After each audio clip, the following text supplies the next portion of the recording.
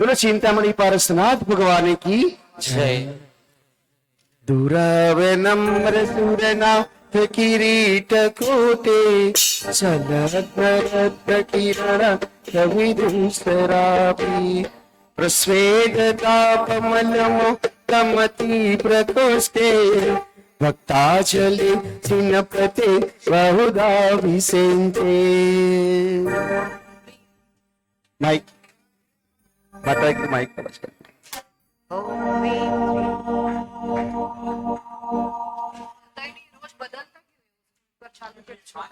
बोलो बोलो। ओम ह्रीं श्रीं क्लीं ऐं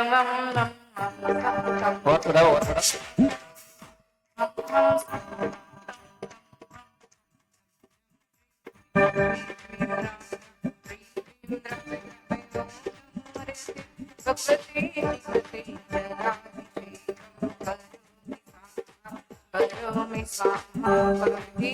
स्वाहा।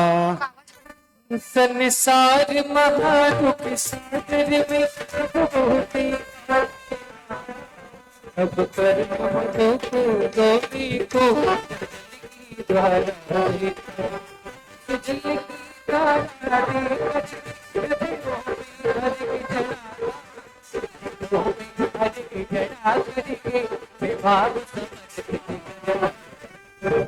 ओम ह्रीं श्री जिनेन्द्र भगवान पर जलाभिषेक करोमि अनुप्राप्त अर्घ्यं निर्वपामि।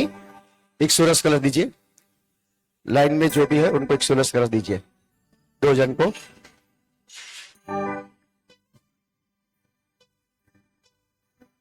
दो जन आइए बारी बारी से।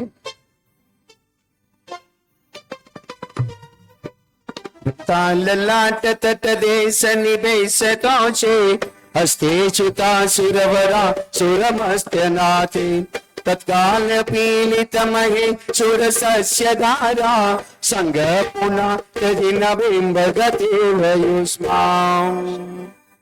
ओम ह्रीं श्रीं क्लीं ऐं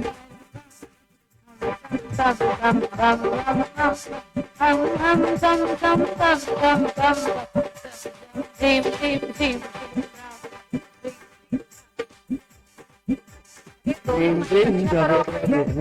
आवाज अच्छे करो दोनों। ओम नमो भक्ति श्रीमती भगवान के इक्षुरसाभिषेकम करोमि।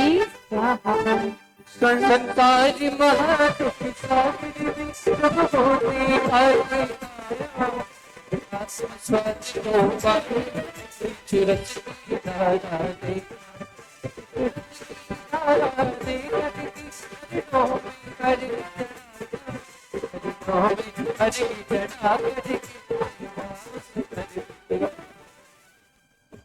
ओम ह्रीं श्री जिनेन्द्र भगवान पर एक सूरज कलशाभिषेक करोमि अनुप्राप्त अर्घ्यं निर्वपामि। स्वाहा। ठीक है, घी का अभिषेक। उत्कृष्ट वर्ण नवहे मरसा विराम पिह प्रभावलयस गमलुप्त दीप्तम् धरासुतस्य शुभगन्ध गुणानुमेयाम् वन्देहतां सुरभित स्नपयोपयुक्तम्। ओम ह्रीं श्रीं क्लीं ऐं परमं हम तम तम तम हम हम हम हम तम तम तम तम तम तम तम ह्रीं श्रीं क्लीं क्लीं राम ह्रीं श्रीं राम ओम भगवती श्रीमती अभिषेकम करोमि स्वाहा। संसार महादुख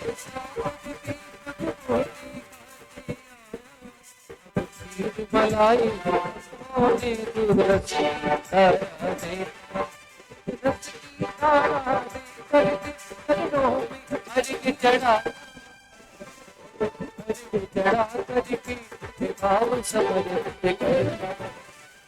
ओम ह्रीं श्री जिनेन्द्र भगवान पर घी का अभिषेक करोमि अनुप्राप्त अर्घ्यं निर्वपामि।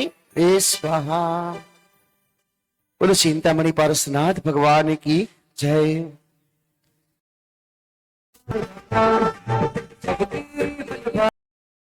आया ये पर्व परुषणे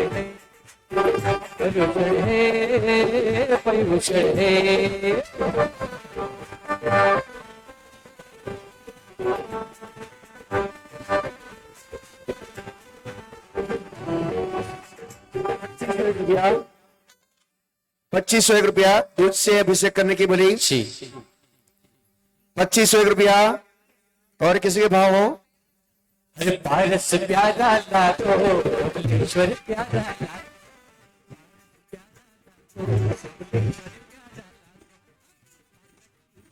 मेरे लोगों या मारा पर पे दस्त या पारा में तो दस्त या पारा 2501 रुपया एक बार आदेश दे रहा हूं भाई। दूध से अभिषेक करने की बोली। 2501 रुपया एक बार, 2501 रुपया दो बार, ढाई बार, पौने तीन बार। और किसी की भावना आदेश दे रहा हूं पौने तीन बार और तीन बार। बोलो श्री आदिनाथ भगवान की जय। पीयूष पवन कुमार जी जैन जिन्होंने दूध का अभिषेक की बोली ली है, बहुत बहुत धन्यवाद, बहुत बहुत धन्यवाद। आइए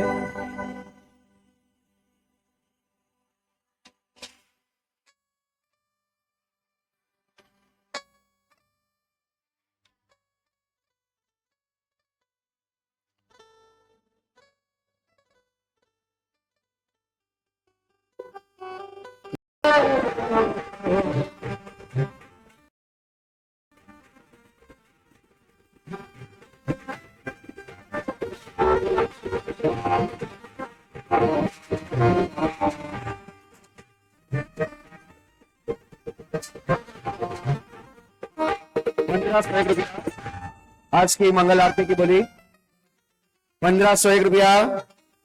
और भी किसी के भाव हो? 1501 रुपया एक बार, 1501 रुपया दो बार। आदेश दे रहा हूं जिनेंद्र भगवान के आगे गाजे बाजे के साथ परिवार सहित मंगल आरती करने की बोली।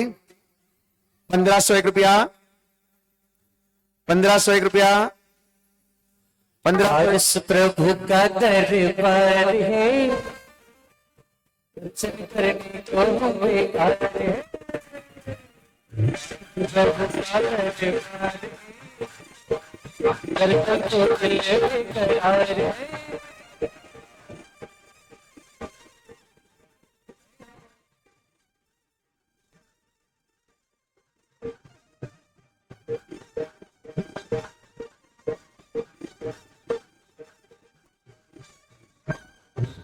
पंद्रह सौ एक रुपया एक बार, 1501 रुपया दो बार। आदेश दे रहा हूं 1501 रुपया तीन बार। बोलो श्री चिंतामणि पारसनाथ भगवान की जय। दीपिका बहन, सुरेश भाई, पूनम चंद शाह जिन्होंने मंगल आरती की बोली ली है, बहुत बहुत धन्यवाद, बहुत बहुत धन्यवाद। आइए दूध का अभिषेक वाले को दिए।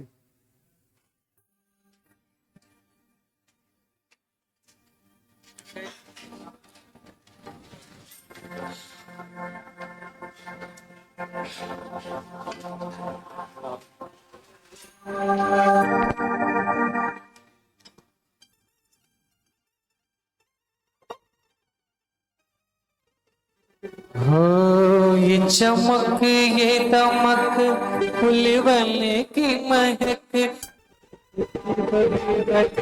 तुम्हीं से खिलाती पवन तुम्हें प्रभु की शरण दुनिया में बहार तुम्हीं से चमक ये दमक फुलवन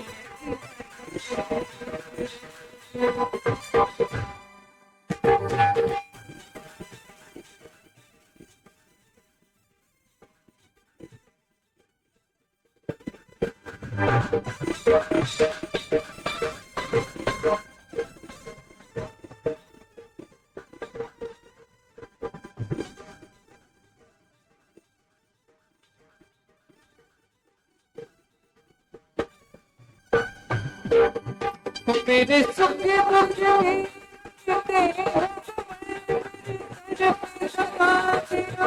तेरे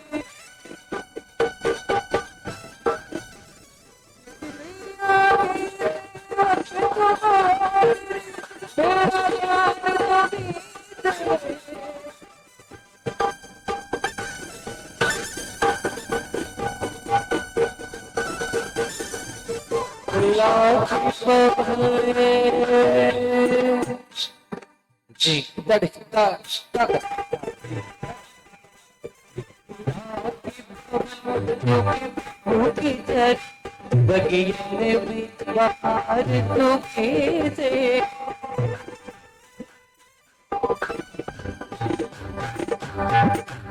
बोलो चिंतामणि पारसनाथ भगवान की जय।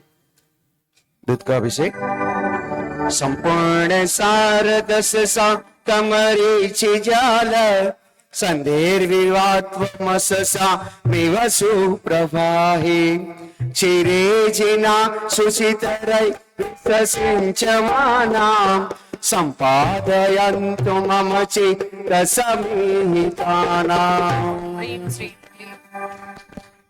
ओम ह्रीं श्रीं। क्लीं अरे दोनों माइक बंद है भाई। ओम ह्रीं श्रीं क्लीं ऐं वरं वं पं पं वं वं वं हम हम तं तं तं तं पं पं जं जं ह्रीं ह्रीं श्रीं श्रीं रां रां ह्रीं ह्रीं रावे रा। ओम नमो वरते भगवते श्रीमते दुर्गाभिषेकं क्षीराभिषेकं करोमि स्वाहा करोमि स्वाहा।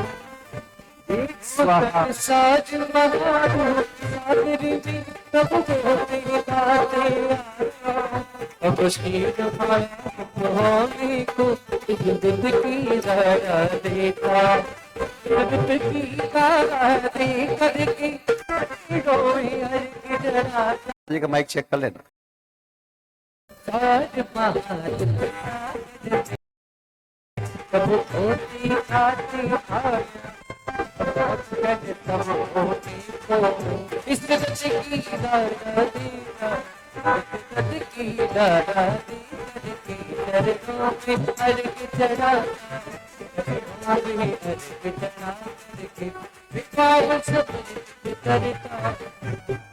ओम ह्रीं श्री जनेन्द्र भगवान पर दही अभिषेक करोमि अनवराप्तैर्घ्यं निर्वपामि स्वाहा। आइए सर्वसारी कलश।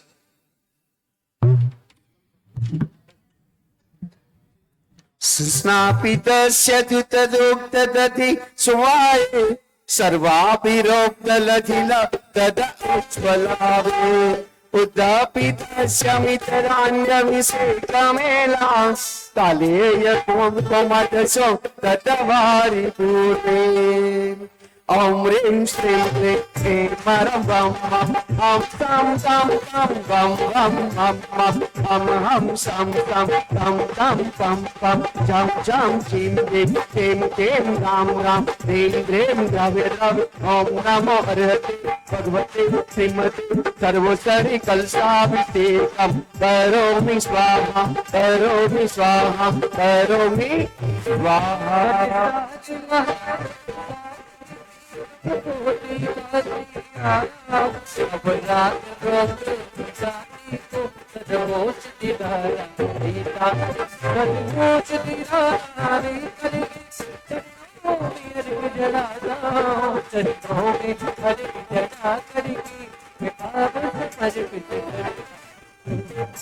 ओम ह्रीं श्री जनेन्द्र भगवान पर सर्वस्तरी कलशाभिषेक करोमि अनवराप्तैर्घ्यं निर्वपामि स्वाहा।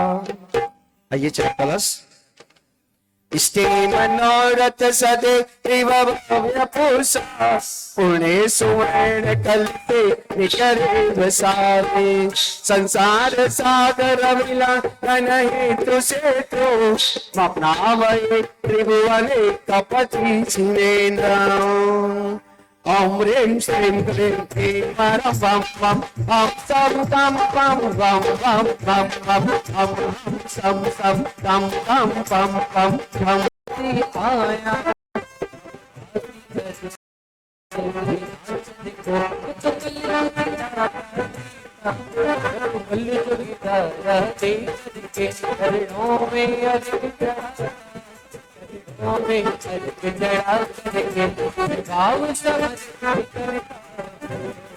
ओम ह्रीं श्री जनेन्द्र भगवान पर चतुष्कोण कलशाभिषेक करोमि अनवराप्तैर्घ्यं निर्वपामि स्वाहा। बोलो चिंतामणि पारसनाथ भगवान की जय। 10 लक्षण महापर्व की उत्तम तप धर्म की 10 लक्षण महापर्व के 7वें दिन, उत्तम तप धर्म के दिन जिनेंद्र भगवान के ऊपर शांति धारा करने की बोली 1101 रुपया। जिसका भी भाव हो अपना हाथ ऊपर कराए। 1501 रुपया, 2101 रुपया, 2101 रुपया। आज की शांति धारा की बोली 2101 रुपया, 2501 रुपया।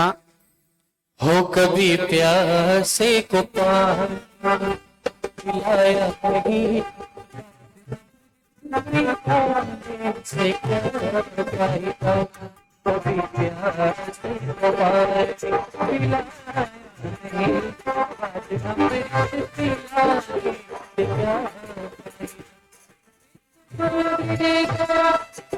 क्या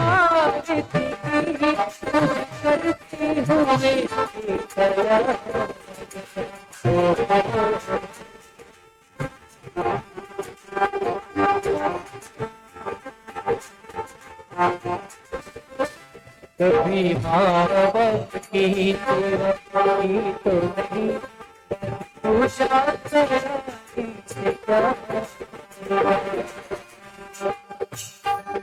पच्चीस सौ एक रुपया। आज की शांति धारा की बोली 2501 रुपया, 2501 रुपया। और किसी भाव अभी विशेष में 3 दिन ही बचा है अपने पास बेबाजूती से 3101 रुपया। अरे चेनी कुल अन्य मोहली रे, इसे माटी में ना बोले, जो मिला है फिर ना मिलेगा, कभी नहीं कभी नहीं। कुल अन्य मोहली ना बोले, जो मिला है फिर ना मिलेगा, कभी नहीं कभी नहीं। 3501 रुपया। आज की शांति धारा की बोली 3501 रुपया, 4101 रुपया। बोलो चिंतामणि पारसनाथ भगवान की। हम चैन कुल बदन प्यार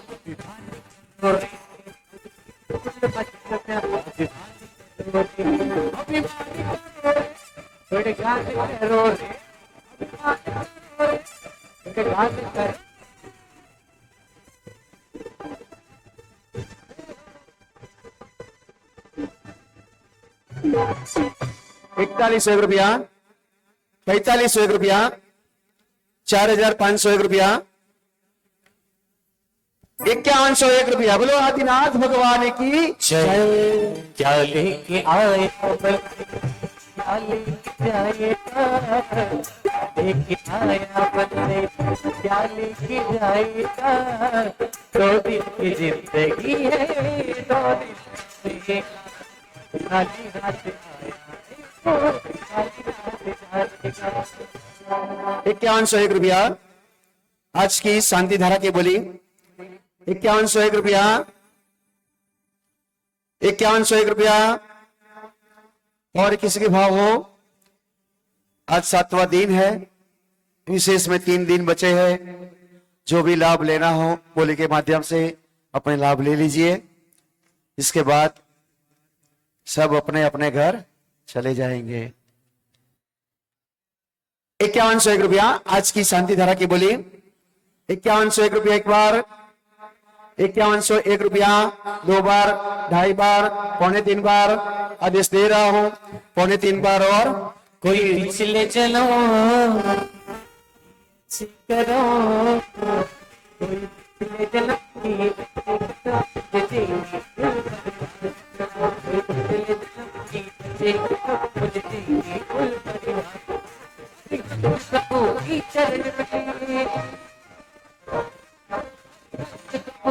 चरण में जियो जियो खाता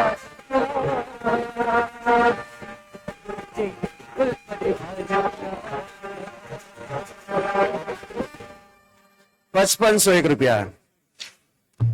3 निकले जा रहे। 5501 रुपया। आज की शांति धारा की बोली 5501 रुपया, 5501 रुपया।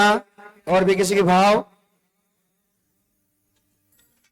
लाभ लेना है तो 1 टका और दे दीजिए।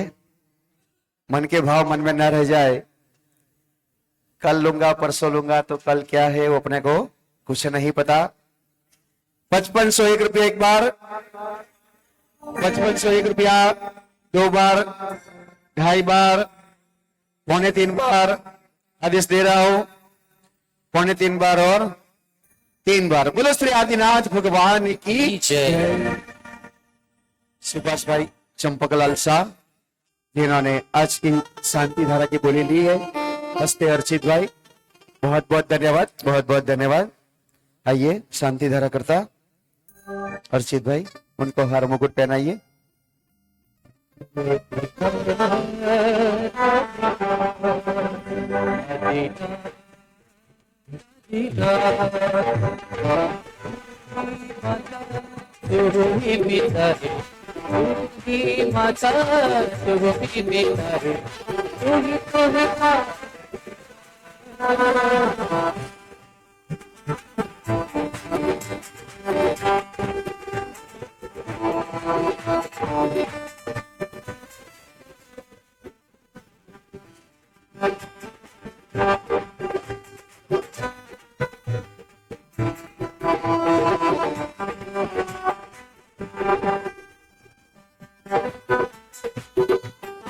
बोलो आदिनाथ भगवान की जय।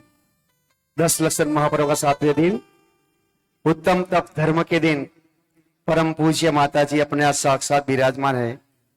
उनके पाद प्रक्षालन करने की बोली, जिनका की भाव अधूरा रह गया हो तो गुरु माँ का पाद प्रक्षालन करने के लाभ ले सकते हैं। 1101 रुपया परिवार सहित माता जी के पाद प्रक्षालन करने की। 1501 रुपया बोली, 1501 रुपया महिलाएं विशेष ध्यान दीजिए, आपके लिए चांस है। गुरु माँ का पाद प्रक्षालन करने की बोली। 2101 रुपया इधर से है, 2101 रुपया, 2501 रुपया। हो गुरु नाम लेके सोना, गुरु नाम लेके जगना,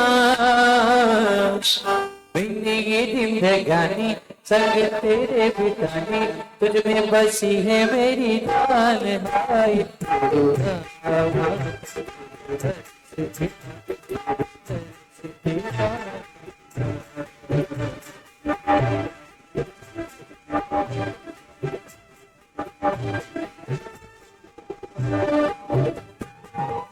पच्चीस सौ एक रुपया माता जी के पाद प्रक्षालन करने की बोली। महिला को भी भाव हो तो अपना हाथ ऊपर कीजिए। 2501 रुपया, 2501 रुपया। ओ गुरु मारी थारो चेलो बैठो, ओ गुरु मारी थारो चेलो बैठो में, थारो करते बैठो में, अरे पल्ले पे जाते रहो।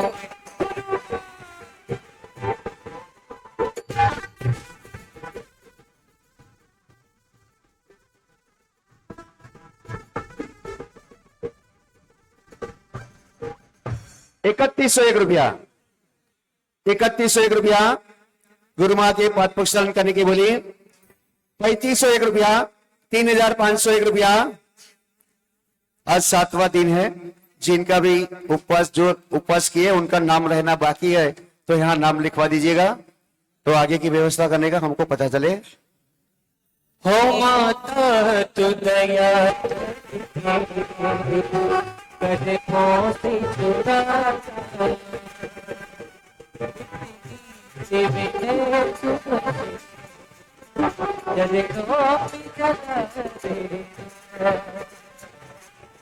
पैंतीस सौ एक रुपया, 3501 रुपया माता जी के पाद प्रक्षालन करने की बोली।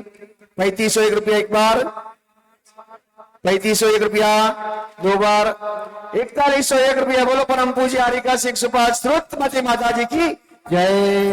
माता में भटका माया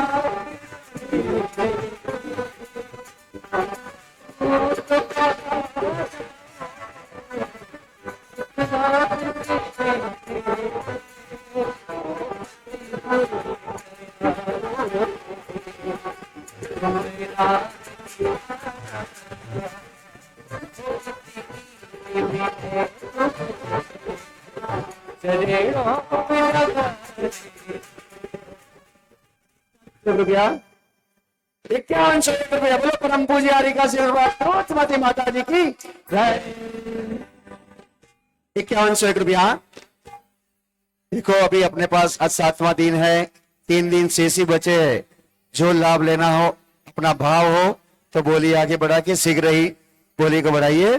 51 रुपया एक बार, 51 रुपया 2 बार, 2.5 बार, 2.25 बार, और किसी के भाव आदेश दे रहा हूं 2.25 बार, 2.25 बार और 3 बार। बोलो श्री आदिनाथ भगवान की जय। बोलो परम पूज्य हरिका श्रीमती माता जी की जय। आइए नाम दीजिए।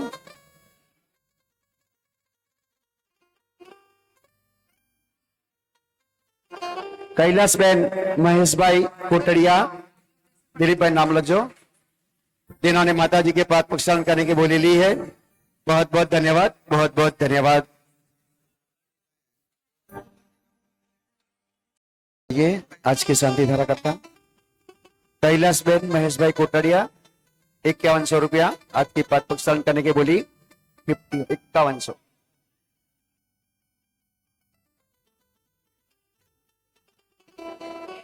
आइए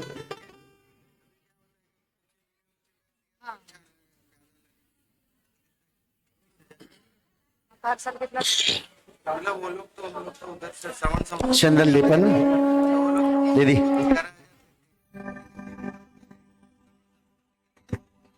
चंदन लेपन आइए। संशुद्ध शुद्ध्या पर्या विशुद्ध्या कर्पूर सम्मेषित चन्दनेन जिनस्य देह सुरपूजितस्य विलेपनं चारि करोमि भक्त्या। मैं चंदन बन कर तेरे चरणों में लग जाऊं, मैं चंदन बन कर तेरे चरणों में लग जाऊं। मैं कैंसर बन कर तेरे, मैं कैंसर बन कर तेरे चरणों में लग जाऊं, बन कर तेरे लग जाऊं, चंदन बन कर तेरे चरणों में लग जाऊं। चंदनानुलेपनं करोमि स्वाहा। आइए पुष्पोश्री। वासंतिका जाति शीर्ष वंदे वंदे उत्प्रेरणे केरवियुगाग्र श्रीमद्दिनेन्द्रयुगम्यते श्रीमद्दिनेन्द्रयुगम्यते। ओम ऋषि समन्विताय पुष्पवृष्टिं करोमि स्वाहा। हेलो। आज की आरती मंगल आरती दीपिका बहन सुरेश भाई परिवार आगे आ जाएंगे। दीपिका बहन आए हैं क्या?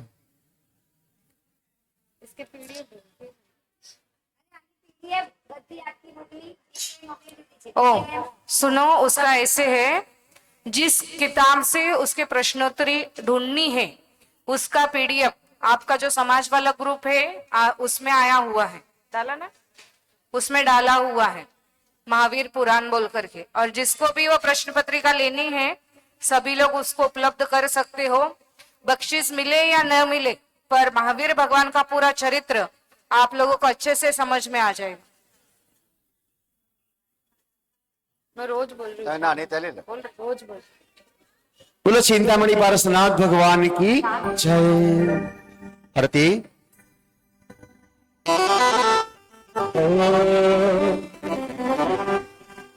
बोले चिंतामणि पारसनाथ भगवान की जय। बाजे छम छम छम छम, बाजे घुंघरू, बाजे घुंघरू, आज तो मेरी की आरती करो। घुंघरू के साथ में आरती से ताली एक साथ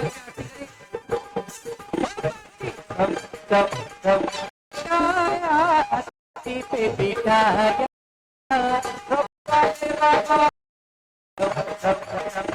देखो घरू, देखो घरू, आज तो मेरी आरती करो। चम चम चम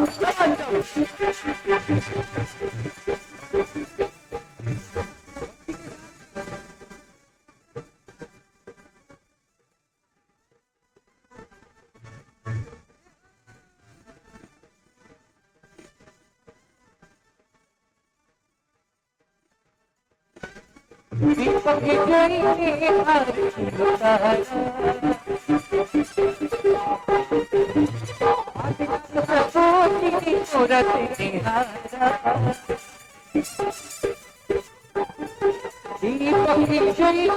आरती उतारा अधिक प्रभु की मूरत निहारा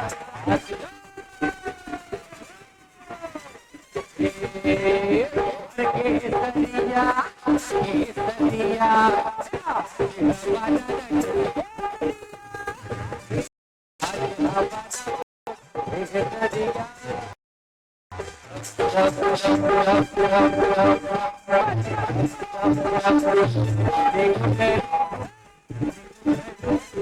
हाथों में लेके आरती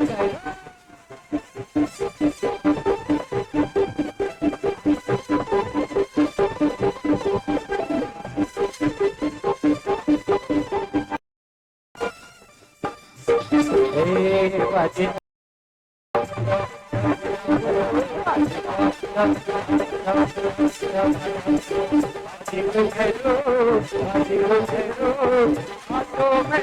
की आरती हाथों में दीपक की आरती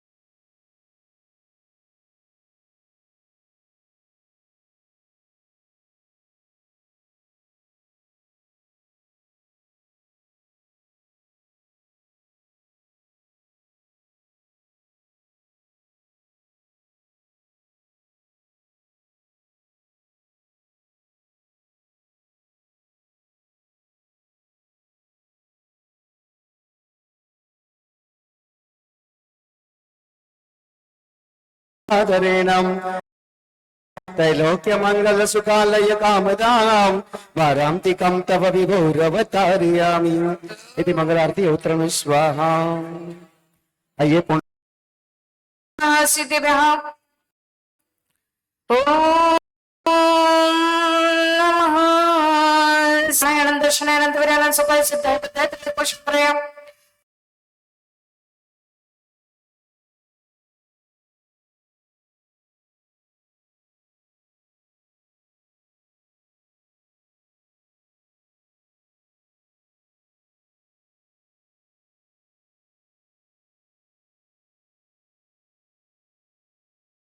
सत्य ज्ञान है सत्य ब्रह्मणे धर्मेंद्र पना मंडल मंडित है ऋषि हरिका शावक्षर का ब्रह्मचत संगोपसर्ग विनाशनाय घातिकर विनाशनाय घातिकर विनाशनाय चल दिसगर चल महावीर कीर्ति आचार्य विमल सागर तपस्वी सम्राट आचार्य सन्मति सागर आचार्य सुनील सागर मम चतुर्भुज संघस्य शांति धारा करता से सुभाष भाई संगीताबेन अर्चित तिथल काजल यशवी जिनांश राकेश भाई अक्षत सम ये पूरे इतना बड़ा परिवार है इनके तो 4 लोग ही आते मंदिर सौम्य उषाबेन सुमतीलाल दोषी रौनक बिपिन भाई शाह आदि सर्व शांती धारा करता परिवार सर्व उपवास करता सर्व दर्शक सर्व पूजक सर्व प्राणी मात्र सर्व महेंद्रग्राम शावगण सर्व उपस्थित शावगण से अपयमस्मकम चिन्ह विभिन्न मृत्युम अतिकामम प्रतिकामम क्रोधम अग्निम सर्व शत्रुभावम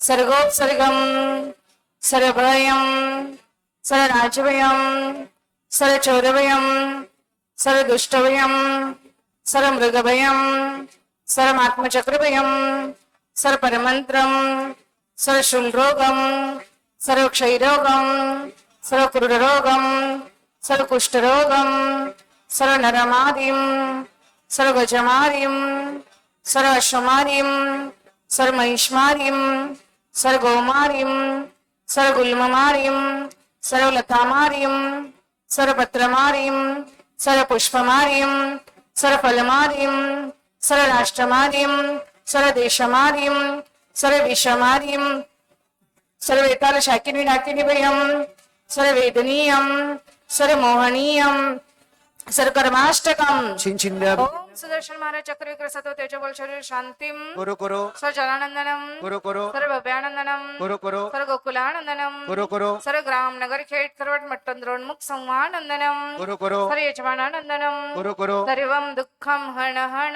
दह दह पच पच पाचय पाचय कुट कुट शुक्र श्रेष्मान मुंबट स्वाहा सुखम दुष्लोकेशु व्याधि व्यसनवर्जितम अभयं क्षेमम् आरोग्यं स्वस्तिरस्तु व्यस्ते श्रीरस्तु तथास्तु शांतिरस्तु तथास्तु पुष्टिरस्तु तथास्तु तुष्टिरस्तु तथास्तु कल्याणमस्तु तथास्तु दीर्घायुरस्तु तथास्तु समृद्धिरस्तु तथास्तु समाधिरस्तु तथास्तु कुलगोत्र धन्यानं सदास्तु चंद्रप्रभास पुष्पमल्ली वरदान पुष्पदंत शीतल मुनी सुरत नेमिनाथ भाषण नवग्रह शांतार्थप गंध दग्धारावर्षणम ओम नमृते भगवते श्रीमते प्रक्षिणा शेष दोष किलमशाय द्वितीय जपते नमः शांति नदाय शांति कराय सर्व पाप प्रश्न सर्व विघ्नाश सर्व मृत्यु विनाश सर्व शामण वर्षण सर्व परकृत क्षुद्रोब्ध विनाशनाय ओम राम ह्रीं ब्रूम रौं रमसी अवसनवा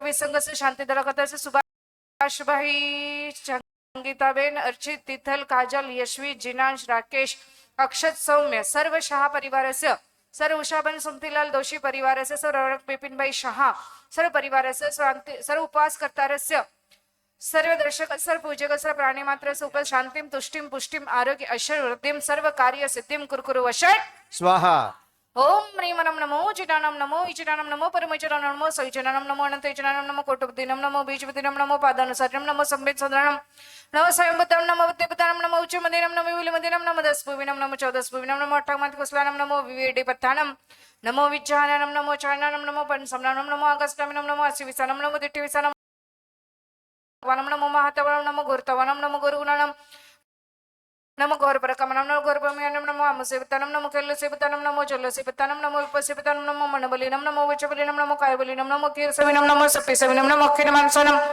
नमो वड्डमाननम नमो सिद्धरणम भवति महावीर वड्डमाण बुद्धिरेसिनुचति ओम नमो भगवते शक्तं चक्लन्तं गच्छयाय संवायनं लयनं भूयनं च वेमविवादेवतं मुनिवरङ्गनिव मोहनि वसौ जीव सत्तानम् अपराचितो भवतु मे दुःख दुःख स्वाहा पुण्यम वर्ताम धर्म यशो वर्ताम शांतिर वर्ताम कांतिर वर्ताम मतिर वर्ताम बुद्धिर वर्ताम विष्णुधिर वर्ताम रत्नत्रयम वर्ताम सम्यक्त्वम वर्ताम सम्यक् ज्ञानम वर्ताम सम्यक् चारित्रम वर्ताम श्रेयो वर्ताम मंगलम वर्ताम आयुर वर्ताम आरोग्यम वर्ताम गोत्रम वर्ताम कुलम वर्ताम जातिम वर्ताम स्वस्तिपत्रम चास्तवः तयो भूयो भूय श्रीयसे ओम ह्रीं ज्वीं ज्वीं हंस सस्तस्तु मे स्वाहा स्वाहा। प्रध्वस्त गति क्रमण केवल ज्ञान भास्कर कुर्वन्तु जगत शांतिं ऋष्वाध्याय जिनेश्वरा संपूजका नाम प्रतिपालका नाम यतीन्द्र सामान्य तपोधना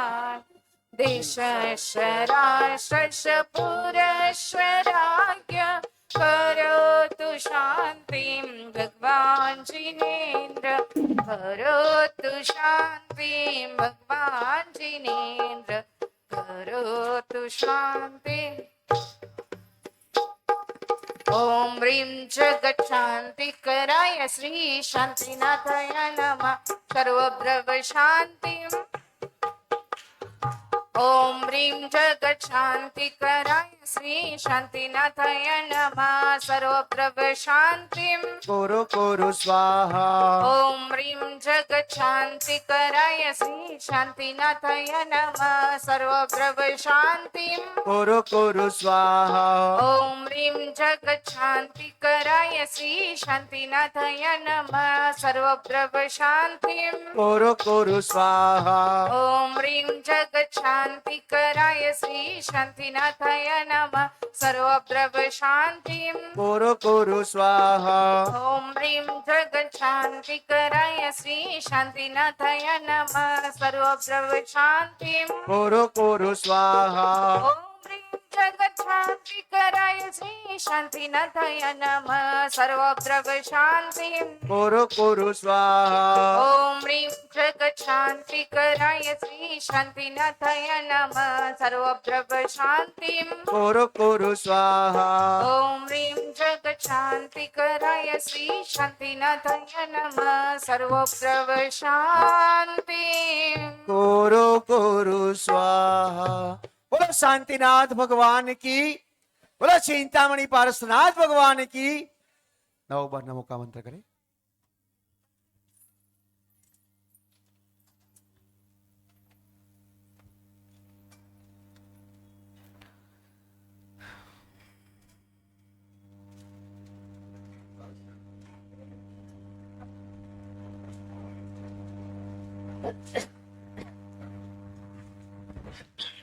आइए। त्रयं तव विभाति ससाङ्ख्यकान्तं मुच्चे स्थितं तगितभानुकर प्रतापं मुक्ताफलं प्रकरजा लवेवोत्तशोभं प्रख्याप्रयत्रिजगत परमेश्वरत्वम्। ओम ह्रीं चे दिनेर भगवान पर छत्र स्थापयामि स्थापयामि स्थापयामि। आइए चावल लीजिए।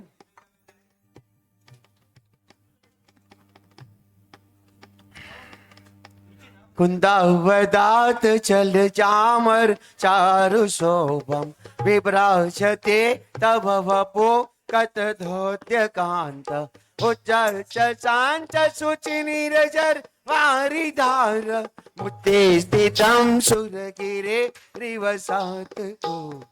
ओम ह्रीं चे जिनेंद्र भगवान के आगे चामर ढारियामी ढारियामी ढारियामी। आइए अर्घ लीजिए।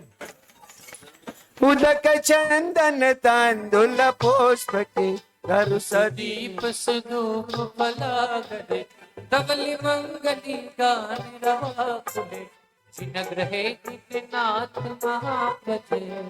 ओम ह्रीं चे चिंतामणि पासना जिनेंद्र शांति धारा करोमि अनप्राप्तायर्घं निर्वपामि।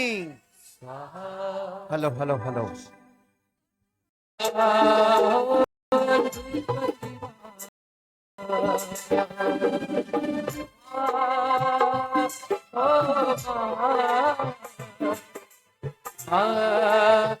ओ सुतमतिवा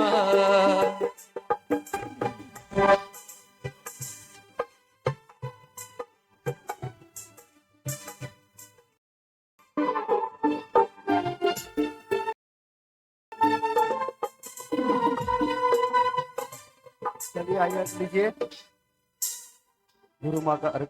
आपने सुनील सागर गुरु हमें वहां तक पहुंचाने की कृपा करो ये गुरु माई। अब चरण की पूजा से तब संयम की राह मिली, जब तक ना मुक्ति मिले तेरा साथ। ओम रम से परम पूज्य हरिका से 105 श्रोतमती माताजी संघ सहित विराजमान તેમના ચરણોનો પ્રાપ્ત અર્ઘમ નિર્વભામી। જયકારા ગુરુ મા કા, જયકારા ગુરુ મા કા। ओम नमः सिद्धिभ्याम, ओम नमः सिद्धिभ्याम, ओम नमः सिद्धिभ्याम। શાંતિ। सभी બધા लोग વાતો बोलो, બંધ करो। नमः श्री भुवनाति हराय नाथ, हेलो। तुभ्यं नमः क्षितितलामलभूषणाय, तुभ्यं नमः श्री जगत परमेश्वराय, तुभ्यं नमो जिनभव दधिशोषणाय, तुभ्यं नमो जिनभव दधिशोषणाय। आप चुप बैठो या फिर मैं चुप बैठूं, क्या करना है? सबकी कंप्लेन है कि माताजी हमको बातें करने की टाइम नहीं देते। जीवलानंद अनंत सिद्ध ब्रह्मेष्टि भगवान की जय आदि ब्रह्मादिश्वरादिनाथ भगवान की जय चंद्र प्रभु भगवान की जय चिंतामणि पार्श्वनाथ भगवान की जय आचार्य आदि सागर महावीर कीर्ति विमल सागर तपस्वी सम्राट आचार्य सन्मति सागर जी महाराज की जय चतुर्थ भट्टाधीश आचार्य भगवान सुनील सागर जी गुरुदेव की जय। बोला परम पूज्य हरिका श्री 105 श्रोतमती माता जी की जयकारा गुरु माँ का। भगवान की असीम कृपा है कि पंचम काल में भी कुछ पुण्य कमाने का अवसर गिने चुने लोगों को मिला हुआ है, और उस गिने चुने लोगों में हम सभी आते हैं। ये हमारे सौभाग्य का उदय ही है। हम बाकी सब कार्य तो दुनियादारी तो सभी लोगों के समान ही करते हैं, पर जो पूजा है, अभिषेक है, भगवान की भक्ति है, वो करने का अलग तरीका, और उस अलग तरीके से जो कर्मों के निर्जरा होने का, पुण्य बंद करने का जो अलग तरीका हम सभी को मिला है, ये कई जन्मों का पुण्य ही है। तभी आज कहाँ तो मौज मस्ती के दिन चल रहे हैं, जहां पे गणपति हो रहा है वहां तो मौज मस्ती के दिन चल रहे, पार्टियां चल रही, ड्रिंक चल रहे, खाना पीना ऐसा सब कुछ चल रहा है। और हमारी जो संस्कृति है, जैन धर्म की संस्कृति, वह त्याग और तपस्या के दिन आज चल रहे हैं। बहुत सारे छोटे छोटे बच्चों ने भी आज त्याग किया है। बहुत बड़ी बात होती है, जिनको रात को 12 बजे भी भूख लगे तो भी किचन में जाकर के डब्बे ढूंढेंगे, या नहीं तो फिर सबसे बड़ा आज हो गया रूम में बैठ के जोमेटो करो, रूम तक जोमेटो वाला पहुंचा देता है। इतना सब होने के बाद भी एक संस्कृति हमें ये बताती है, ये जैन धर्म, ये उच्च कुल, ये गुरुओं की परंपरा, ये केवलियों की, अरिहंतों की परंपरा हमें बताती है कि सिर्फ खाने बाने के लिए ये जिंदगी मिली नहीं है। तप साधना करके तुम कर्मों को खपाने का काम भी इस जन्म में कर सकते हो। और आज का जो दिन है वो कौन सा दिन है? तप का दिन है। देखो, अभी तक किसी ने तपस्या नहीं चालू की है, तो आज का भी एक दिन और कल का भी एक दिन आपके हाथ में है। अगर किसी को करना है, तप की भावना है, तो आज से अनंत व्रत चालू हो रहा है। और अगर आज भी अगर चूक गए तो वैसे तो 13 से रत्नत्रय चालू होते हैं, परंतु एक तिथि घट गई है, तो 12, 13, 14 के रत्नत्रय के तेला भी अगर किसी के मन में है तो तप में उतार करके एकम नो पाठ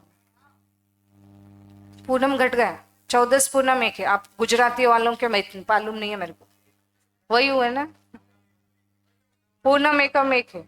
तो हमारे पास जो है उसमें एक चतुर्दशी और पूनम एक है, तो आप पूनम का मानो या एकम का मानो, दोनों एक ही है। हाँ 3 दिन करना है। अगर पूनम मानेंगे तो फिर 13 से हो जाएंगे और दूज का उपवास, और अगर पूनम 14 से एक मान रहे तो फिर एकम का पारना हो जाएगा। जैसे तिथि दर्पण आप लोगों के पास है उस हिसाब से करना है।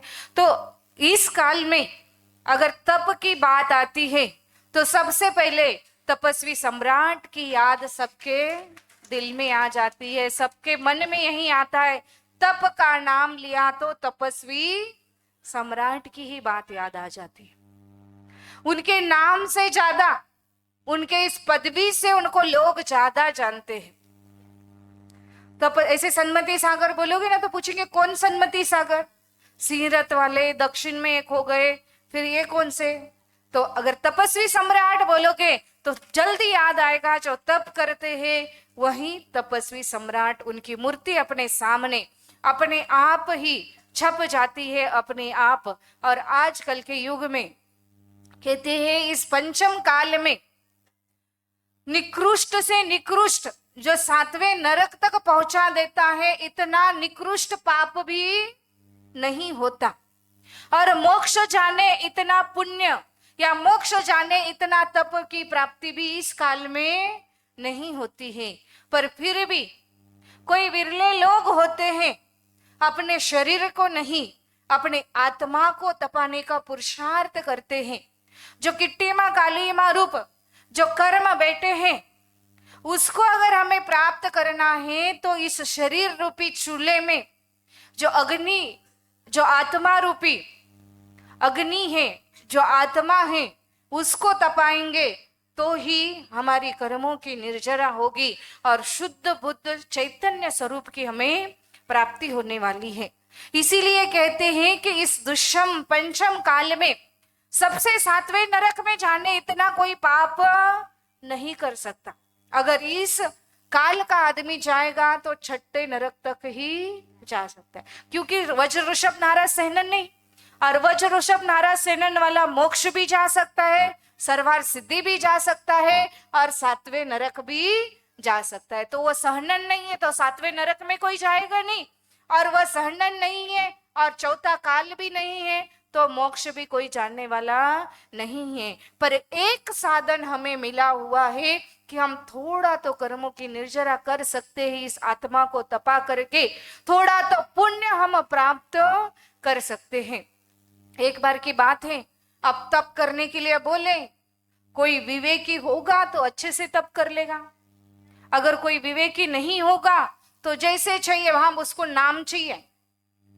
आजकल बहुत सारे साधु ऐसे हैं, अपने जैनों की तो अपेक्षा नहीं है क्योंकि सम्यक रूप से उनका तप चल रहा है, तो उनको भले ही उनके अभी एडवर्टाइजमेंट ज्यादा हो गया, व्हाट्सएप फेसबुक ये है वो है, तो सबसे एडवर्टाइजमेंट ज्यादा हो गया, तो उनके भक्त है तो उसका एडवर्टाइजमेंट करेंगे। गुरु की भक्ति है, गुरु की प्रभावना करने के लिए फोटो डाले या ये तप चल रहा है, इंफॉर्मेशन ताकि सबको पता चले और उनके दर्शन का लाभ मिले।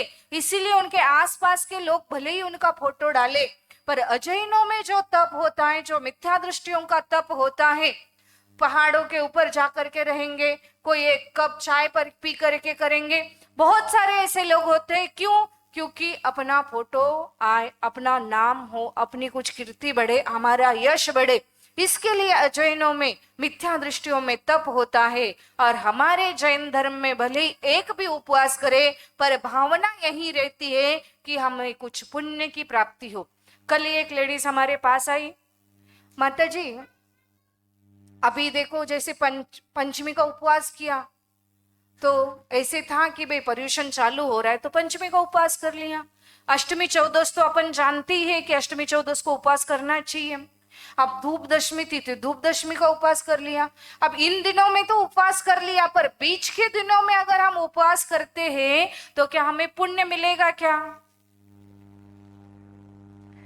तो मैंने बोला हाँ पुण्य तो मिलेगा। हाँ मैं इसलिए पूछ रही हूँ, मेरी बेटी वैसा उपवास कर रही है बीच में भी, जब उसकी तबीयत अच्छी रहती है, जब उसका मन होता है तो वो उपवास तो कर लेती है, पर मैंने उसको ये बताया अगर तेरे को पुण्य लग रहा है तो ही तुम उपवास कर। अरे भाई पुण्य तो अपने आप लगेगा, पहले उपवास अगर वो लड़की कषायों का कर रही है, बाकी जो बाहर उसका मन भटक रहा है उसका उपवास अगर उसके दिल में है, उसके मन में है, मन में कषाय है, उपवास तो कर रही पर उस उपवास का कोई फल नहीं मिलता।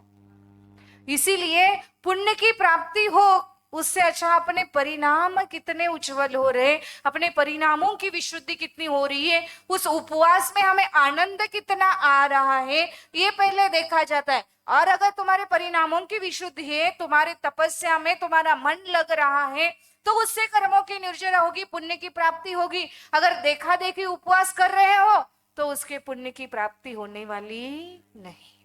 हम पुण्य तो चाहते पर देखा देखी करने से कुछ होने वाला नहीं है।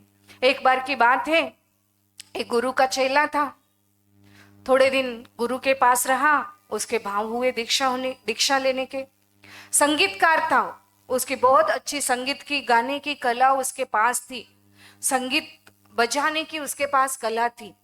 और उसको पता चला था अगर हम तपस्या करेंगे दीक्षा लेके तो हमारा बहुत नाम होगा, हमें लोग बहुत पूछेंगे, हमें बहुत ख्याति मिलेगी, बहुत यश मिलेगा। तो जैसे ही दीक्षा ली 8 दिन में उसने पूरे उपवास चालू किए, 15 दिन 8 दिन महीने भर के उपवास ऐसे चालू किए। और जैसे ही उपवास चालू हो गए तो क्रोध बढ़ने लगा। जैसे पित्त बढ़ता है शरीर में, उपवास से पित्त बढ़ता है। कोई कोई होता है उसको कंट्रोल में कर लेते हैं, या कोई किसी का पेट साफ हो जाता है। बहुत सारे लोग आ रहे माता जी हमारा पेट साफ हो रहा है, ओमेट हो रही है, सबसे अच्छी बात है पता है, आपकी गंदगी जो पित्त बन रहा है वो निकल के जा रहा है तो आपका पारना अच्छा होगा और आप खाने के लिए जल्दी रेडी हो जाओगे। अगर किसका पित्त नहीं निकल रहा है उसको आगे पारने में भी कठिनाई पड़ेगी और आगे खाने में भी, शरीर को अच्छा बनाने के लिए भी। अगर जिसका निकल रहा है वो समझ लो आपका पुण्य का उदय है, आगे आप जल्दी जल्दी अनाज खा पाओगे, जल्दी जल्दी शरीर आपका ठीक हो पाएगा। घबराने की कोई बात नहीं। देखो तपस्या कर रहे हैं, जो जिसको जो चाहिए, गाड़ी तो चलाना है, पर गाड़ी में पेट्रोल नहीं डालेंगे तो चलेगा ही नहीं वो। पर बिना पेट्रोल डाले भी हमको गाड़ी चलानी है तो गाड़ी कुछ तो तकरार तो करेगी, उसका क्लच तो जाएगा, उसका गियर तो जाएगा, उसके नली में तेल ही नहीं है तो वहीं के वहीं अटका रह जाएगा। पर उसको भी हम मात करके जब इस शरीर रूपी गाड़ी को चलाने का पुरुषार्थ तप के द्वारा करते हैं तो वह गाड़ी अपने आप चलने लग जाती। उसने उपवास तो कर लिए, जो आए उसके ऊपर भड़कता जाए, जो आए उसको कुछ ना कुछ बोलता जाए, थोड़ा सा भी नमस्तु भी बोले, हाँ आशीर्वाद है, आप तो वैसे तो आते नहीं हो पर अभी तो नमस्तु करने का आपको बहुत सूझ रहा है। अब जिसका भड़का हुआ है अंदर से, जो कभी तपस्या का नाम नहीं पता है, कुछ भी नहीं पता है, अब करे तो क्या करे। अब ये चेले की ऐसी बात देख करके जो उनका श्रावक गण थे वहां के आचार्य के पास गए और आचार्य को बताया कि आचार्य ये उपवास तो कर रहे हैं पर इनकी चिड़चिड़ बहुत हो रही है, सबके ऊपर भड़क रहे, क्रोध कर रहे हैं। तो आचार्य बोले शांति, हम संभाल लेंगे। आचार्य उनके पास गए। अब जिसको जिसकी भाषा में ही समझानी पड़ती है, जो टीचर है उसको टीचर की भाषा में समझाने पड़ेगा, जो संगीतकार है उसको संगीतकार की भाषा में समझाना पड़ेगा, जो खेती वाला है, जो बिजनेस वाला है, उसके हिसाब से अगर समझ जाते हैं तो बात बराबर दिमाग में घुस जाती है।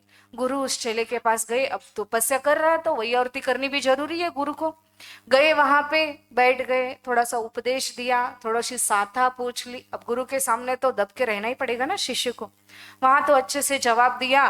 फिर क्या हुआ, उन्होंने पूछा आप अच्छे संगीतज्ञ हो, आप अच्छे जानकार हो संगीत के, तो आप बताओ जब वीणा से आपको स्वर निकालने हैं तो आप उसकी तार होती है ज्यादा टाइट करते हो क्या? तो उसने कहा नहीं, अगर ज्यादा टाइट करेंगे तो उसमें से आवाज बराबर निकलने वाली नहीं।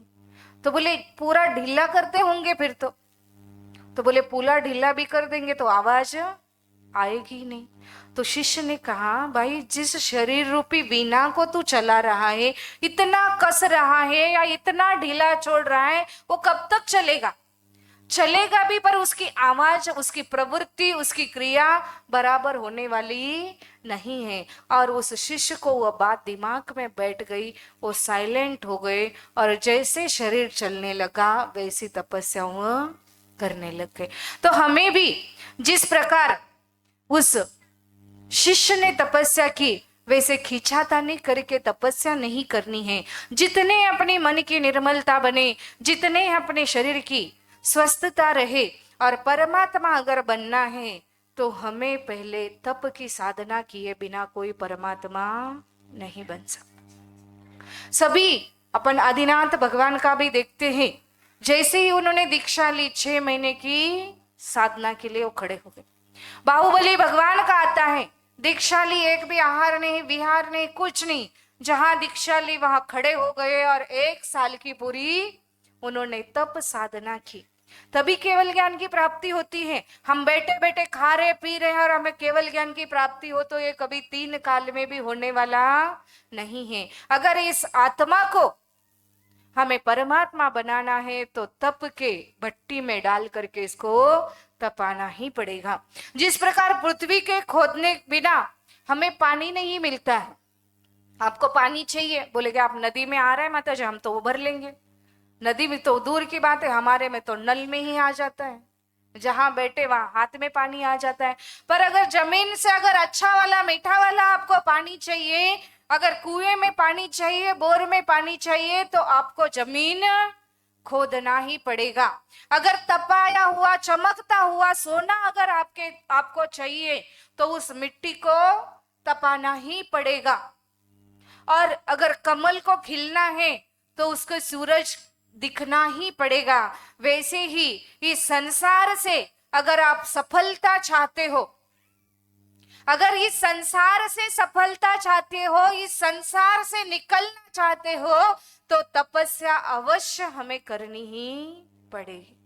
उस तपस्या के भट्टी में तपे बिना हम आगे नहीं बढ़ सकते। बहुत सारे लोग तपस्या करते, आप सब व्यापारी हो ना, कहाँ तपस्या करते हो? दुकान में, है ना? दुकान में बैठे तपस्या करते, तभी कंचन आपके हाथ में आ जाता है। और उसके बाद जो खेती करने वाला है वो खेत में तपस्या कर रहा है, जो स्कूल पढ़ाने वाला टीचर है वो स्कूल में तपस्या कर रहा है, जो वकील है वह कोर्ट में कर रहा है, जो डॉक्टर है वो हॉस्पिटल में कर रहा है, जो ड्राइवर है वह गाड़ी में कर रहा है, जो उद्योगपति है आपके जैसे स्टील के फैक्ट्री वाले वो फैक्ट्री में जाके तपस्या कर रहे हैं, जो वैज्ञानिक है, साइंटिस्ट है, वह प्रयोगशालाओं में जाके तपस्या कर रहे हैं, और ये स्त्रियां दिन भर चौके में तपस्या करती है। तभी संसार अच्छे से चल सकता है। सभी लोग तपस्या तो कर रहे हैं पर इसकी संसार की सफलता इससे मिल सकती है। ये जो तपस्या करने वाले, आप चौके में करो, वकालत मतलब कोर्ट में करो, गाड़ी में करो, फैक्ट्री में करो, दुकान में करो, स्कूल में करो, प्रयोगशाला में करो, ये जो तपस्या हो रही है इससे भौतिक सफलता हमें मिल सकती है। पर अगर आध्यात्मिक सफलता को प्राप्त करना है तो तप वही होगा जो सम्यक तप होगा, आत्मा की ओर ले जाने वाला ही तप होता है। वो थोड़ा सा भी अगर शावक में हाथ में आ जाए, थोड़ी थोड़ी अगर पुण्य की प्राप्ति हमको करनी है, बोलते हैं ना ठेम्ब ठेम्ब तड़स आछे, आप भी कुछ बोलते हो ना गुजराती में, क्या बोलते? टिप टिप सरोवर भरा।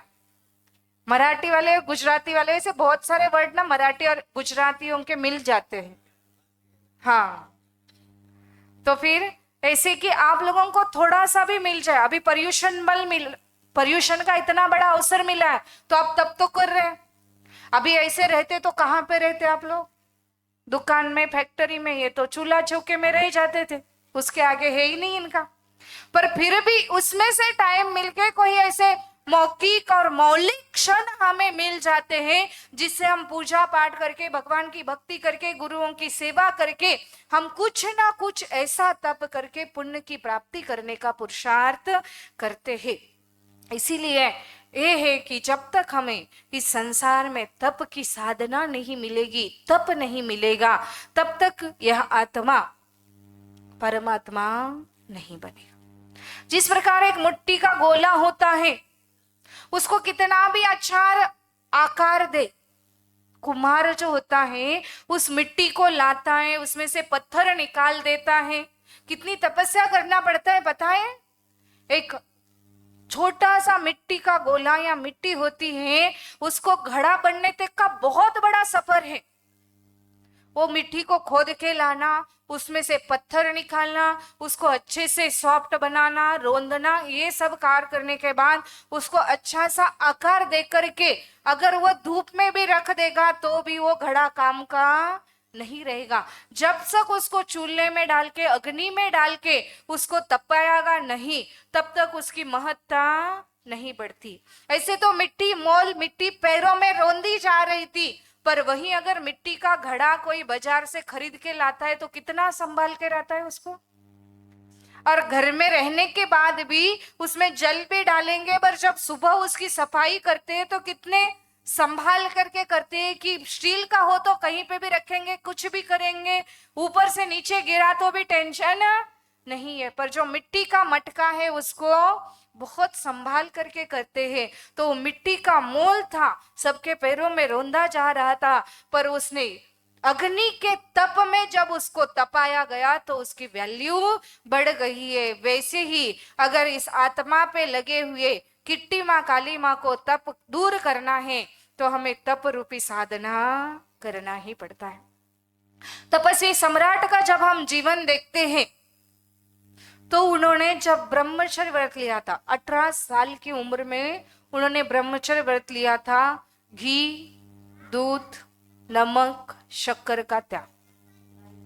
18 साल की उम्र में जब ब्रह्मचर्य व्रत लिया था उन्होंने, तभी उन्होंने इतने, दही तो वैसे भी खाते नहीं थे, वो दही का तो त्याग था, मतलब समझ लो षट रस का त्याग। और उनके जीवन में उन्होंने 10 से 12 हजार उपवास किए। कितने? 10 से 12 हजार उपवास। और कितनी जिंदगी में उन्होंने समझ लो 25-30 साल की उम्र में तपस्या चालू की है, मतलब 40 साल की उम्र, मतलब 40 साल समझ लो उन्होंने तप भी किया होगा। 40-45 साल के दिन कितने होते हैं गिनो आप? बस अगर 4 से अपन गुना भी करते हैं 365 दिन में तो कितने कम। और उतने दिनों में भी उन्होंने इतनी तपस्या की थी, इतनी तपस्या करके उस शरीर के प्रति इतना मोह छोड़ दिया था। वो एक ही बोलती है, एक खिलौना है, ये जो शरीर मिला है ये खिलौना है, इसको अगर जितना संभाल के रखोगे ना, बस ट्रेजरी में दिखने के लिए, अगर आप 1000, 2000, 5000, 10,000 का खिलौना शौक शौक में पोते के लिए खरीद के लाए, क्या करोगे? बस 5-10 मिनट दिन में खेलने को देगी, वो भी नजर पूरी वो बच्चे से ज्यादा उस खिलौने पे रहेगी, कहीं टूट ना जाए, पैसे ज्यादा दे करके लाए उसको, बस बच्चे को दिखाते रहेंगे, वो गाड़ी है ना बहुत अच्छी है, देख तुमको लाए है ना। बस 5 मिनट खेलना और वो बच्चा रोएगा भी ना, पहले डील रहेगी, बस 5 मिनट तेरे हाथ में देंगे, वो भी तोड़ना नहीं, फोड़ना नहीं, कुछ करना नहीं, उतना संभाल कर रखते, बस उसकी कोई वैल्यू नहीं है। ना पोता खेल रहा है ना कुछ हो रहा है, बस ट्रेजरी में रखा हुआ है, शो पीस के लिए रखा है, उससे कोई लाभ होने वाला नहीं है। वैसे ही ये जो शरीर मिला है, इससे अगर आप तप नहीं करोगे, साधना नहीं करोगे, तो इस शरीर का कुछ भी फायदा नहीं है।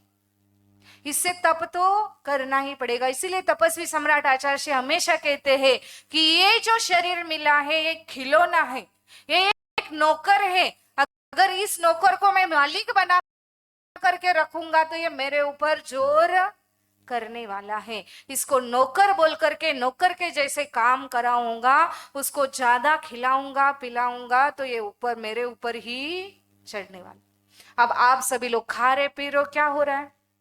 बहुत सारे लोग दीक्षा इसलिए नहीं करते क्योंकि उनको एकासन नहीं होता। बहुत सारे लोग उसी लिए पीछे हट जाते हैं। एक तो केशलोच, दूसरा एक टाइम खाना। जिंदगी भर कितने इस जीव ने इतना अनाज खाया है, सुमेरु पर्वत भी कम पड़ेगा। अगर उसका ढेर भी बनाने चाहे ना अपन, तो 1,00,000 योजन का सुमेरु पर्वत भी कम पड़ जाएगा। 3 लोक में ये भटकता हुआ इतना अनाज खाया है, इतना सब कुछ खाया है, पर इसकी तृप्ति कभी नहीं होती है। पर इस मनुष्य भाव को मिलकर के अगर जैन धर्म मिला है और इस शरीर से अगर हम तपस्या नहीं कराएंगे, तो ये शरीर और ये जैन धर्म उच्च कुल मिलके अपना पूरा जीवन व्यर्थ जाने वाला। तपस्वी सम्राट ने अपने जीवन काल में 40 वर्ष तक अनाज का त्याग किया था। 40 वर्ष अनाज पता ही नहीं था उनको। और लास्ट के 10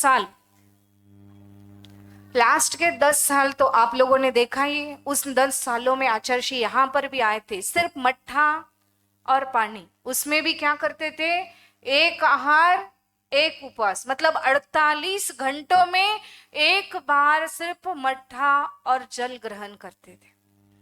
और उसमें भी अभी 10 लक्षण आ गए, 10 उपवास का पालना। अपनी महीने भर से तैयारी चलती है, 10 उपवास करने हैं तो अभी ये खाओ, 10 उपवास करना है तो ये खाओ, 10 उपवास करना है तो ये। अरे खाया हुआ सुबह तो निकल जाता है, कहाँ रहने वाला है। कितना भी खिलाओगे सुबह तक निकल जाता है, और नहीं निकला तो भी तकलीफ देता है।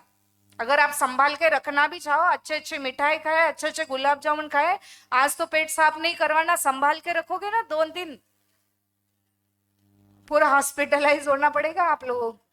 कितना भी आप संभालना चाहोगे तो भी संभाल के नहीं रख सकते हो। टेस्ट है ना, सिर्फ जीभ के नोक पे है। जितना हम टेस्ट लेना चाहते हैं, गुजराती हो टेस्टी खाना चाहिए। हमको किसी ने बताया, बोले खाकरे पे हमको 1 कटोरी घी चाहिए तभी हम खाकरा खा सकते हो। मैंने कहा बाप रे, मैं तो पूरे आहार में भी 1 कटोरी घी नहीं खाती मैं तो। बोले इतना चाहिए तो ही हमको खाकरा भाता है, नहीं तो हम खाकरा नहीं खा सकते। हम खाकरा खाते तो बिना घी का ही खाते, घी नहीं लगाओगे तो ही अच्छे से खा पाते हैं।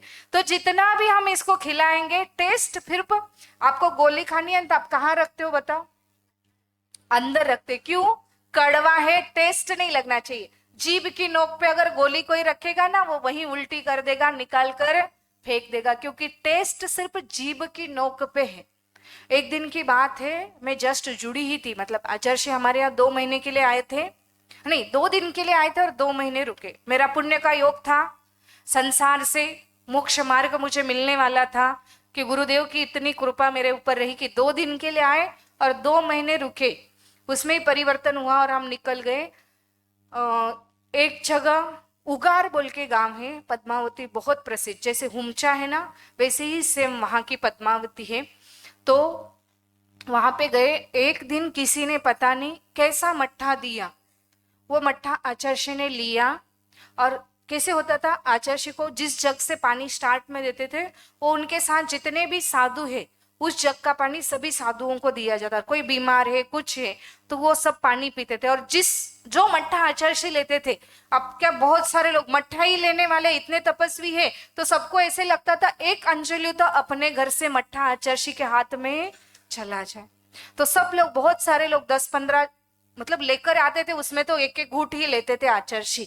तो उतने लोग, फिर जितना मट्ठा बचा तो वो प्रसाद रूप में सभी शिष्यों को बांटा जाता। शिष्य है, भक्त है, जिसका जो बचा अमृत समझ के सभी लोग उसको पीते थे, और उसका फल भी अमृत के समान ही मिलता था।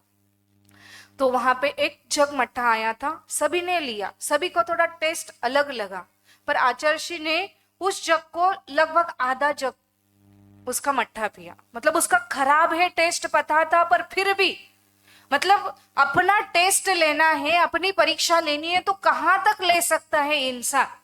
तो उन्होंने उस जग का मट्ठा पिया और सब शिष्यों को, जिन जिन ने उस मट्ठे को लिया था।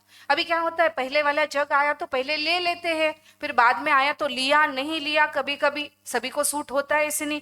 तो उस जग का मट्ठा 2-3 लोगों ने लिया था, साधुओं ने। तो जिन जिन ने वो मट्ठा लिया था सबको ओमेट हो गई थी।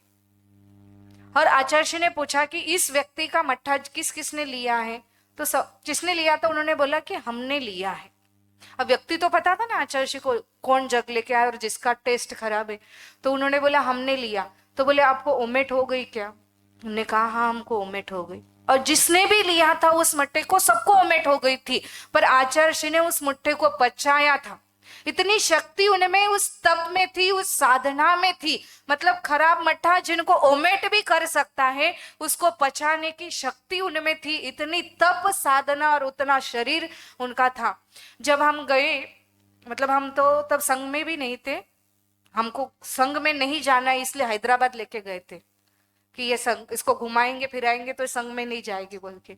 हम हैदराबाद गए थे और हमने वहां से एक व्यक्ति था उसको फोन किया, तो शुभमती माता जी ने हमको बताया आचार्य जी गिर गए और उनको लग गए। और गिरे कितने, ऐसे कि बहुत बड़ा पत्थर था, पैर फिसला। इतना छोटा सा पत्थर था, मतलब रोड के साइड में रहते ना, थोड़ा सा ऐसे कि जमीन लगेगी, पर इतना सा अंतर था, वहां पे पैर मुड़ा, आचार्य जी गिर गए। और गिर गए और पूरे लाल लाल चट्टे हो गए थे पूरे। जब लास्ट का फोटो देखोगे ना, पूरे आचार्य से लाल लाल दिखते थे। तो उस समय की बात है, 15-20 दिन तो रुके, जहां पे पंच कल्याणक था वहां तक पहुंचना था। वहां तक पहुंच तो गए आचार्य, पर चलना मुश्किल। जिस पैर पे गिरे थे ना, वो पैर उठता ही नहीं था उनका। और एक हाथ में भी थोड़ा प्रॉब्लम आ गया था उसकी वजह से, शायद वो नस पे लगी थी, कुछ हुआ था पता नहीं। अब आचार्य इलाज तो कराएंगे नहीं, उनका तो था इलाज तो कराएंगे नहीं, जो करना है तुम बाहर से करो, अंदर कुछ जाने वाला नहीं। फिर जब विहार हुआ, अब पैर तो चलने की हिम्मत नहीं थी आचार्य। और अगर जंगल के लिए, बाथरूम के लिए भी जाते थे ना आचार्य बाहर, तो उस पैर में से खून निकलता था। अब विहार करना है, अब विहार फिर भी लोगों ने ऐसे व्यवस्था बना के रखी थी कि 2-2.5 किलोमीटर विहार। आचार्य बोलते इतना क्यों, आचार्य जगह ही नहीं। अब आचार्य तो सुनने वाले हैं नहीं, जो 10-15 किलोमीटर शेर जैसे विहार कर सकता है, अचानक उसको 2-2.5 किलोमीटर चलोगे तो उनको आश्चर्य लगेगा। तो उनको बता दिया आचार्य व्यवस्था नहीं बन पा रही इसलिए इतना विहार रखा है, नहीं तो वो तो पीछे कमंडल उठाए और चले 10 किलोमीटर। पर इतनी बात थी, जितना चलते थे, समझ लो इस रूम से निकले, वहां से जो उनका खून का पैर का धब्बा चालू होता था, अगर पीछे कोई शिष्य छूटा होगा ना, तो भी उस खून के निशान से आचार्य तक पहुंच सकता था। इतना खून पूरे रोड पे लगा रहता, उसी पैर से पूरा खून निकलता जाता था, इतना खून। मतलब और फिर जाने के बाद ऐसे नहीं कि उसका ऊपर से कुछ इलाज किया, ड्रेसिंग करवाया, कुछ नहीं। गए, अपना पद्मासन डाला, ओम नमः सिद्धेभ्यः और प्रतिक्रमण चालू। हमको लगा तो अपन तो पहले जाकर के रेस्ट कर लेंगे, सो जाएंगे, पैर दुख रहे, ये हो रहा है, अब उसमें पस भरा है, तो मतलब बुखार आ रहा है, कुछ भी हो, पर गए, विहार किया, बैठे और प्रतिक्रमण चालू कर दिया। इचलकरंजी की बात है, मेरा पहला ही ब्रह्मचारी अवस्था का चातुर्मास था, और आचार्य को जिस पैर में लगा था उस पैर में पूरा पस भर गया, पैर ऐसा सूज गया पूरा। अब किसकी हिम्मत उनके पैर की पस निकालने की? कोई पास तो जाए, शेर के मुंह में हाथ कौन डाले भाई? और उसमें तो वो कुछ कराने वाले हैं नहीं। फिर भी एक राजू गंगवार, आचार्य की बात मानने वाला वो एक इंसान था, और आचार्य कभी कभी उसकी बात मानते थे। अब गया तो अब करना है उनको कुछ, तो जब सोएंगे तभी रात को करना पड़ेगा। अब किसी की हिम्मत नहीं, ना संगपति की हिम्मत, ना कोई साधु की हिम्मत। उन्होंने तो बोल दिया भाई जो है सो रहने दो, हम तो आचार्य को पैर को तो नहीं छेड़ेंगे भाई हम तो। फिर सबने चुपचाप बैठे। उन्होंने बोला आचार्य जो करे सो करे, अब इतनी तकलीफ हो रही है तो तकलीफ तो दूर करना जरूरी है। तो उन्होंने क्या किया, जब आचार्य सोए थे, डॉक्टर को पूछा कैसे करना है, क्या करना है, मेरे को बता दो सिर्फ। और उन्होंने, डॉक्टर ने बता दिया कि जाकर के उसको फोड़ना और हाथ लगा के उसको पस निकालना। अब भाई फोड़ तो दिया, फोड़ के वहां से भाग भी जा सकता है भाई, कि फोड़ दिया और भाग गए, आचार्य को तो दिखे ही नहीं, अंधेरा वैसे भी कमरे में रहता है। अब उसने ये भी बोला था कि पस पूरा निकालना जरूरी है। अब बैठने की हिम्मत, आचार्य तो ऐसे, उनका तो स्वान निद्रा थी, थोड़ा आवाज भी हो जाए तो उठ के बैठते थे। फोड़ तो दिया उसने, अब पस भी निकाला। आचार्य आंखें खोले और देखा कौन, थोड़ी सी लाइट रहती थी आचार्य के कमरे में, देखा अब राजू गंगवार। अब उनको थोड़ा हल्का भी लग रहा था पैर, तो आचार्य कुछ बोले नहीं, पूरा उसने पस निकाला। पस निकाला तो सही, अब पस निकालने के बाद इतना बड़ा खड्डा हो गया पैर में। अब पूरा खड्डा कैसे, उसमें एक उंगली नीचे तक जाती थी, पूरी उंगली नीचे तक जाने इतना बड़ा, मतलब ऊपर तो इतना बड़ा खड्डा हो गया और जो उसके नीचे तक जाने के लिए एक उंगली उसमें से जा रही थी। और आचार्य उसमें अब वो तो क्लीन करना जरूरी है क्योंकि उसमें कीटाणु रहेंगे, सब होगा तो उसको क्लीन करना जरूरी है। तो डॉक्टर आके जो आयुर्वेदिक दवाई है उससे क्लीन करता। अब इतना बड़ा जख्म, इतना सब है, उसको करते समय अपन क्या करेंगे बता? अपन तो आंख बंद करके चिल्लाते बैठ जाएंगे। और आचार्य ये जो पाटनी है ना, अभी शायद उन्होंने दूध का अभिषेक कर लिया था, है ना, पाटनी है, इनके घर पे ना अभी वो लड़का यहीं रहता है, अभी वो कनाडा कहीं गई, छोटा सा बच्चा था, अभी ये जैसे है ना उसके जैसा ही छोटा बच्चा था। और आचार्य उसको ओम बोलते थे और रोज वो दर्शन के लिए आता था और नियम था मिठाई आचार्य उसको दे ही देते थे। उनके सामने चढ़ा हुआ जो फल है वो फल, और कोई मिठाई बनी हुई है चौके से तो उसके लिए नियम से आता था। और वो आता था जिस दिन अब उपवास है उसी दिन उनका जो क्लीन करना है या ड्रेसिंग करना है वो होता था।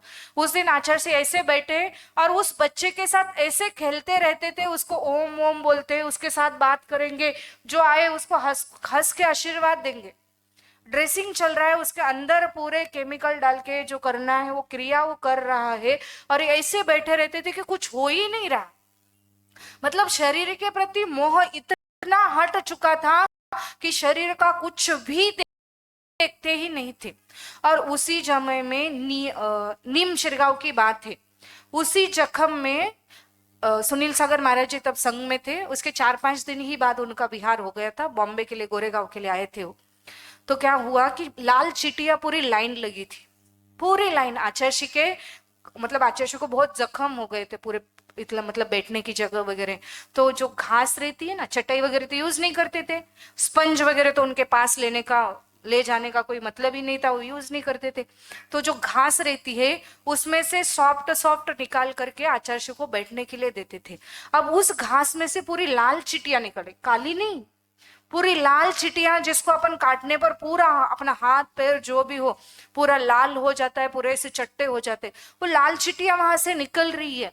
तो सुबह प्रतिक्रमण हो गया, आचार वंदना हो गई, भक्तियां हो गई और स्वाध्याय के लिए प्रतिष्ठापना हो गई और सब अपने अपने पोजीशन में बैठ गए। मतलब समझ लो 8 साढ़े 8 की बात है, 8:30 बजते रहे क्रिया होने तक। तो 8:30 बजे वो लाल चिटिया आचार्य सुनील सागर जी को दिखी। उन्होंने देखा चिटिया निकल कहाँ से रही है, तो उस घास में से वो पूरी चिटिया निकल रही थी। तो घास थोड़ा सा इधर उधर किया और देखा तो वो पूरी आचार्य के पैर तक पूरी लाइन लगी हुई है और उस चींटियों के मुंह में लाल लाल कुछ दिख रहा था। तो सबको आश्चर्य, मतलब सुनील सागर महाराज जी देख रहे थे, उनको आश्चर्य लगा कि लाल लाल क्या लेके जा रही है। उन्होंने पूरा वो चींटियों की लाइन देखी तो उस जख्म में से मांस निकाल करके वो चींटियां लेके जा रही थी। मतलब तप करने की, साधना करने की, इस शरीर को तपाने की कोई लिमिट होती है। उन्होंने ऐसे कर दिया था शरीर